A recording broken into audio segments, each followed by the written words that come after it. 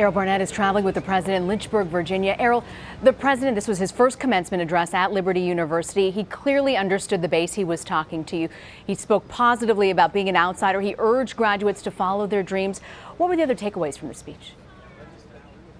Well, essentially, Rena, this was a day and a moment for the president to be comfortable, to be welcomed warmly at the end of what has been a frustrating week from the president, as you saw in that report. Evangelicals are among the most fervent supporters of President Trump.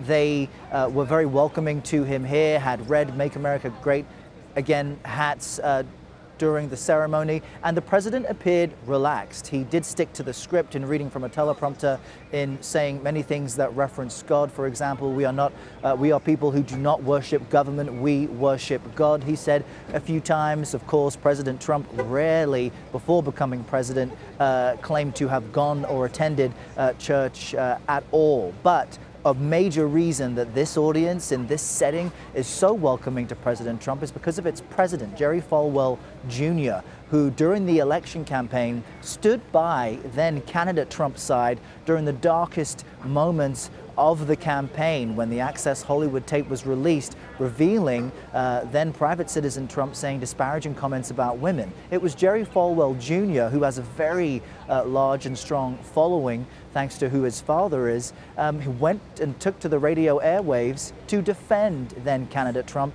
describing the release of the tape as some kind of conspiracy. That was happening at a time when many establishment Republicans were even distancing themselves from Donald Trump. And the president, as someone who we know values loyalty highly, remembers that and noted that Jerry Falwell Jr. is someone he feels very warm and close to, and during the commencement speech even joked with Jerry as the president referred to him a number of times. So this was an opportunity for the president to cap off a stressful and frustrating week with something very presidential and comfortable for him. I forgot about that moment, Errol, where he did defend the president after the Access Hollywood tape.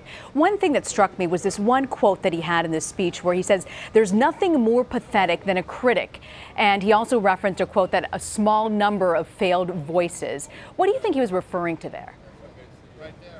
It was very interesting, Rena. That's not the type of language we've heard from President Trump, certainly not while he was a private citizen. The general theme of his speech here today was, you must persevere, continue to try, even if you don't have the best talent or the most skills. So long as you keep trying to achieve your goals, you will succeed. And in that vein, he was trying to convey to these students that being an outsider can be a good thing. Don't let people tell you that you cannot achieve your dreams. And that's when he mentioned the quote that there's nothing more pathetic than to be a critic. But we should note that during the 8 years of Barack Obama's presidency, Donald Trump was one of the most vocal critics of President Obama's policies. Fox News gave him a regular platform on many of their programs for him to share his views, and in large part that was the foundation for his presidential and ultimately successful campaign. Now that he is president and he is being tasked with solving the problems of the world that he previously blamed on President Obama, he has a much different view. In fact, he told the audience here that the fight against terrorism and extremism is going well, and we'll hear about that in the next few weeks. That's a much different message than he's had previously. So it seems as though once you occupy the Oval Office, the perspective of the world changes. Errol, I want to ask you, as we heard in your piece, top House Democrats are requesting that all of these White House recordings following the president's tweets and that there are these secretive tapes, that they be released of these conversations with James Comey. He's also said in an interview that the Russia case was actually on his mind when he decided to fire Comey. What do you think the administration's plan will be for dealing with this fallout?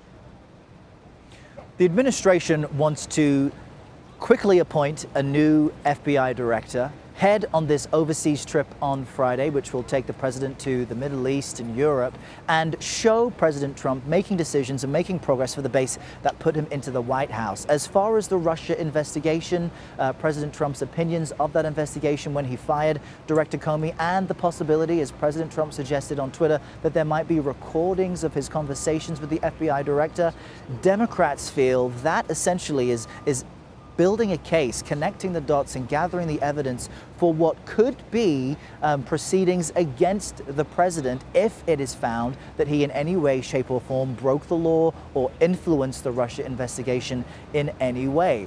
The president hasn't said this, but it is clear through his behavior and his tweets, is spooked by this possibility. He is visibly concerned about the constant attention on the Russia investigation and the attempts to link him and his campaign with aspects of the Russian government. So it is going to continue to be a sensitive spot. Democrats know that. They will be pushing that both in the House and the Senate. But as they are in the minority, they essentially have to look for other ways to keep this story in the headlines and resist President Trump appointing someone to direct the FBI who they feel may be too close to him. So it'll be interesting to see who the president selects and how much support Democrats have for that nominee. Errol Barnett traveling with the president in Lynchburg, Virginia. Thank you, Errol.